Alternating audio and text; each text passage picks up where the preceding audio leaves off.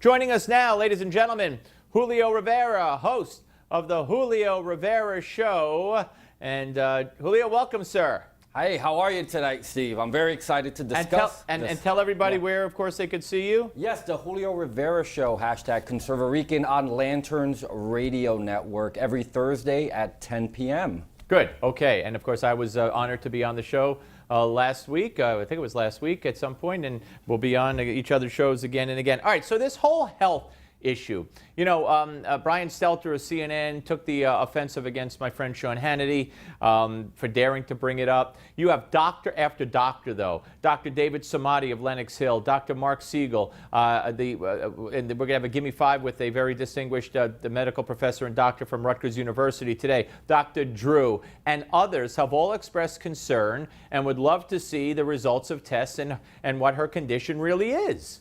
Yeah, and that's a legitimate concern for all Americans. If she's going to be the president, you go and you run for president with the intention of running for 8 years. She's an older woman, and I'm not trying to knock older people. There's people that are very capable at that age, but she's had bleeding on the brain. She had to wear double vision glasses, the coughing fits, the seizure-like tics.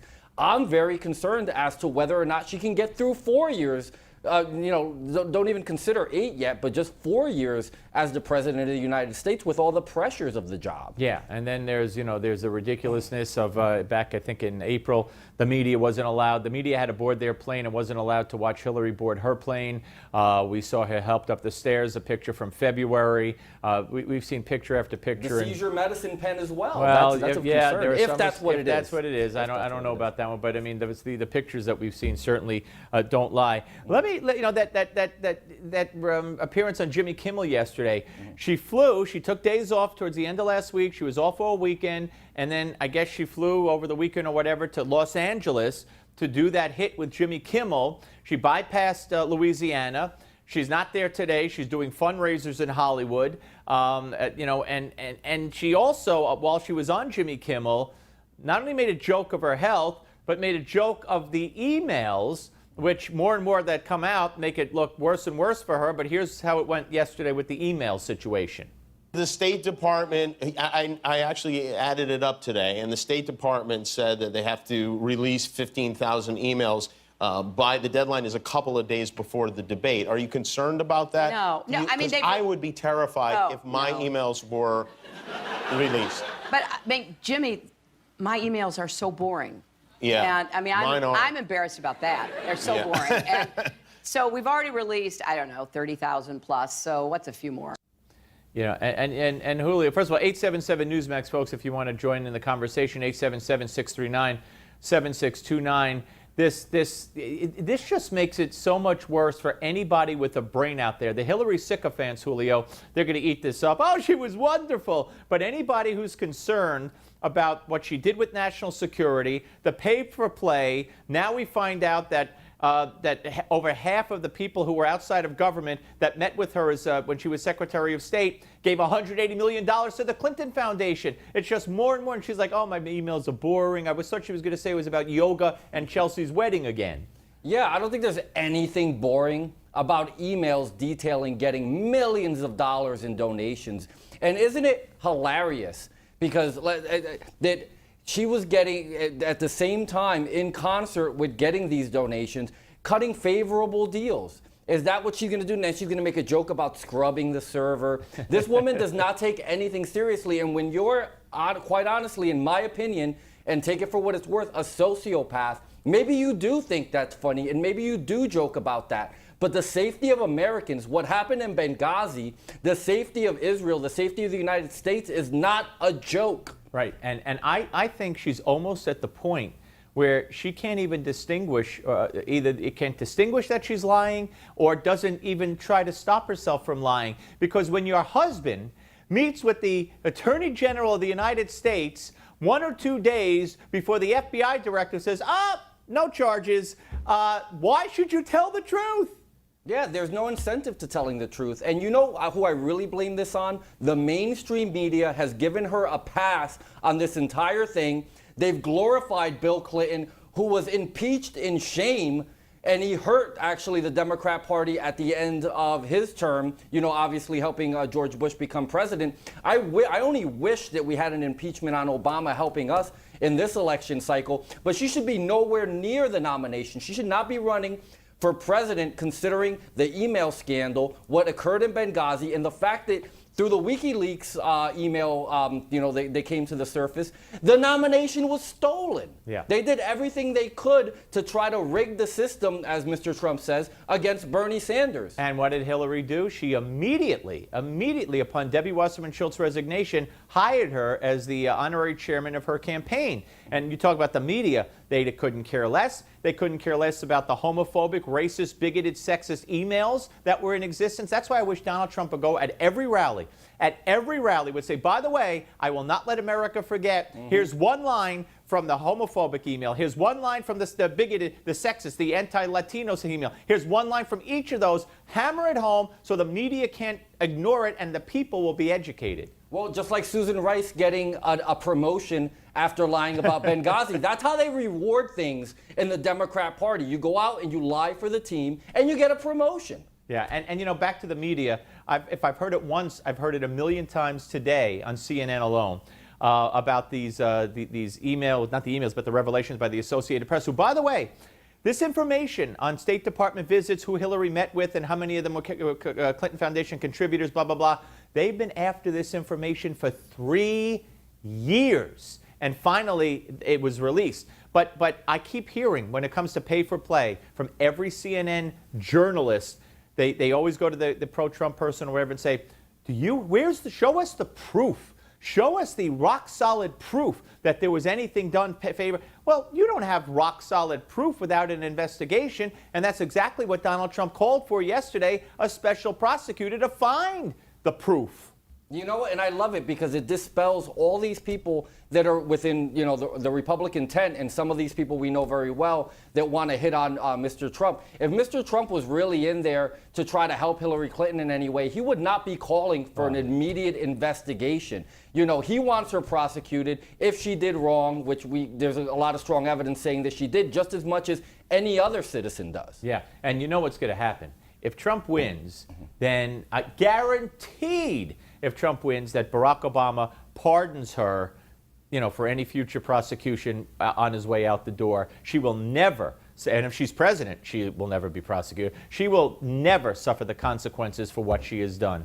Well, we can only hope that, Mr. Trump wins, he gets an attorney general to investigate it, and we find out the truth finally, once and for all. As with most Clinton investigations or investigations of the Clintons, other people will get in trouble, other people will go to jail, other people's lives will be ruined, and the Clintons will say, oh, I didn't do anything. All right, we're going to come back with much more from Julio Rivera, and your calls, too, at 877-NEWSMAX, 877-639-7629. Looking forward, we're going to talk a little bit different topic when we come back. Don't go away.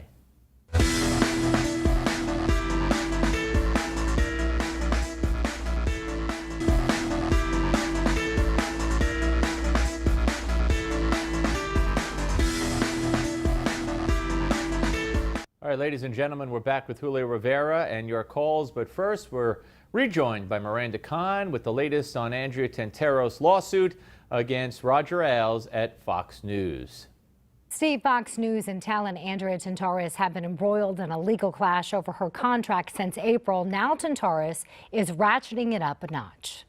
Women, we were promised so much with the rise of feminism, and we have gotten a lot. Believe me, more than we can deal with. Former Fox News talent Andrea Tantaros files suit against the Fair and Balanced network. She claims the company retaliated against her after she complained about harassment from former head Roger Ailes. I think that Fox News probably is more in touch with the American people. And other top executives. According to Tantaros' lawsuit, Fox News masquerades as a defender of traditional family values.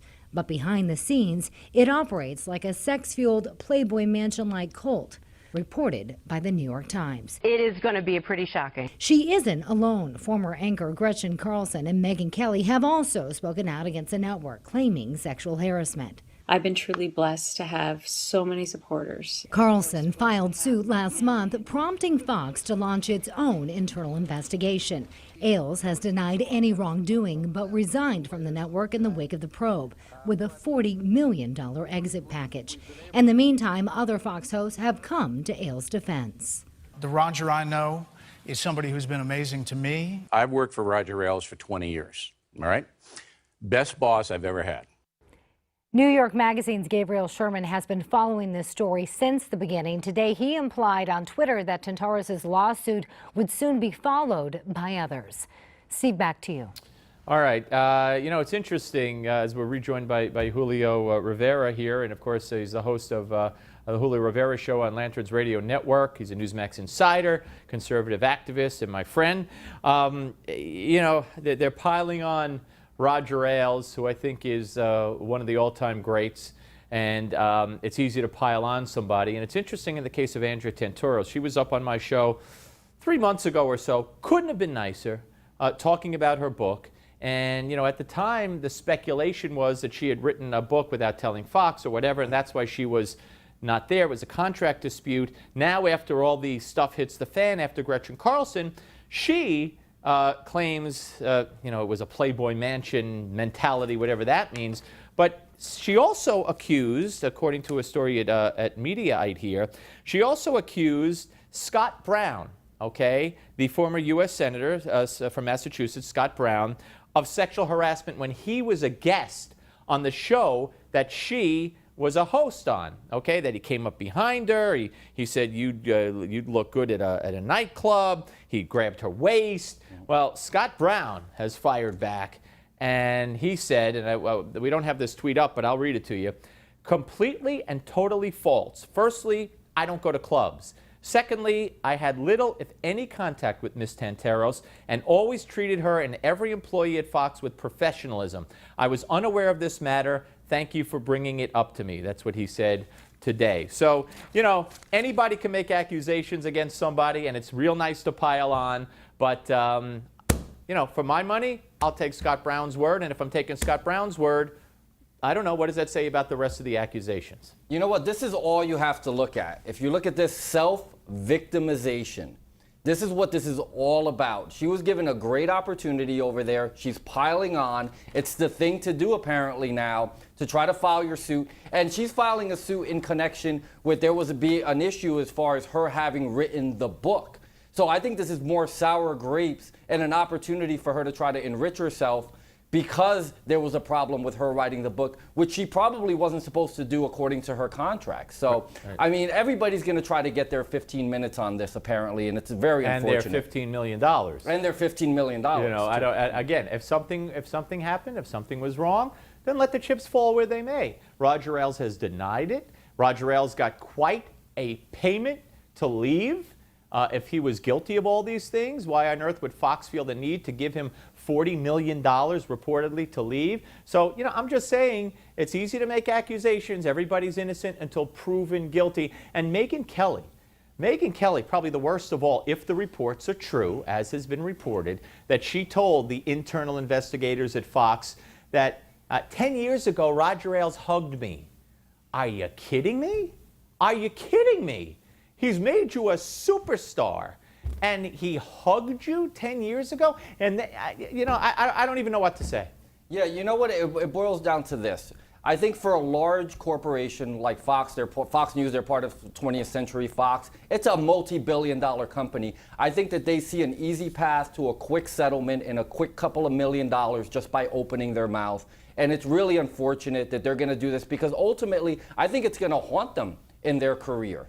You know, ultimately, people are going to be afraid to kind of even go around them or get too close to them. And it shouldn't be that way if what they say is legitimate and factual. It shouldn't be that way. But if if it was a friendly hug, if it was such an egregious hug, then you should have said something at the time. Exactly. 10 years later, to pile on and say, yeah, he hugged me inappropriately 10 years earlier when you were nothing. I mean, I remember Megyn Kelly when I filled in for the late Tony Snow during Katrina and the D.C. Bureau, Fox Radio, which I was privileged to do. She was walking around there, you know, and nobody really knew who she was. And now she's a superstar. So, I mean, sexual harassment, I don't know. Again, if something happened, he should pay the price. But I'll put my money with him, and I'll put my money on the side of an innocent man having to be proven guilty, because anybody could accuse anybody of anything. All right, to the phones we go, Julio, at 877 Newsmax. We go out to Wichita, Kansas. I'm not sure how close that is to where Dorothy clicked her heels, to get back to. But Lou, you're on, sir. How are you? Yes, I'm female, sorry. Oh, I'm sorry. It says Lou. I'm sorry. When you show the clip of Hillary on Jimmy Kimmel, and he asks her, how is your health? Yeah. And she does not directly answer that question. She averts to something immediately, something else. And she does that on you watch every film clip. She does that every time she's asked a question. She averts to something else. She never answers the question directly. That's how she gets by with her lies. Well, yeah, that and lying. I had one server. Colin Powell told me to do it. I never had sent or received anything classified. So at times she might divert, but at other times she just outright lies. Say she only had one server, then that alone says she's disqualified to even operate in a high position of presidency, because she's too stupid. Well, listen, Lou, and is your name Louise? Yeah. Okay, I'm sorry. I hope it's not a sensitive subject. It said Lou. I just assumed, L-O-U is a guy. But thank you for calling, and I hope you call again. All right, thanks. All right, take care. All right, so this thing about Hillary and the lies, again, you know what, Julio, and I know you were a big Ted Cruz supporter early on, and I know you've done what you've done, supporting Trump. Some others have not, because you look at Hillary and you have a child, and you realize what the future of this country would be with Hillary as president. So you're supporting the Republican who will put conservatives on the bench and others, and I admire you for that. But what gets me and scares me is that any other, I really believe this, any other candidate, although they would have gone after them in the media, probably could be way, way, way ahead of Hillary. She's a liar. She's not trusted. She's not liked. And yet, she's way up. Well, you know what? That's if you believe what you're being told, though. I mean, I think the mainstream media is so deep into the tank for her. I think a lot of these news organizations and the polls that they're reporting can't be accurate. I mean, look at the size of the rallies, the crowds at the rallies. Look at the fact that he had 17 people in the primary with him, and he still set a record for the most votes ever in a Republican primary. This is the one Republican. And remember, in this country, there's more registered Democrats than there are Republicans. So he's the one guy that can get people in the middle. He can actually get Democrats to switch over. He's a superstar. I mean, as much free press as he's gotten, and the fact that some of his policy is really solid. I mean, I don't agree with him 100%. That's why I didn't, follow him in the primary or support him in the primary. But he's certainly head and shoulders above what we're going to get with Hillary Clinton. So he's the obvious choice. I want to bring something up to you real quick. We put up the Washington Post in an editorial today, basically saying the U.S. needs illegals to clean toilets. I've said for years, what if Democrats said, hey, we need these illegal, or Republicans, what if Republicans said, we need these people to clean toilets and make beds and pick lettuce? It would be racist. Put it up. Here it is.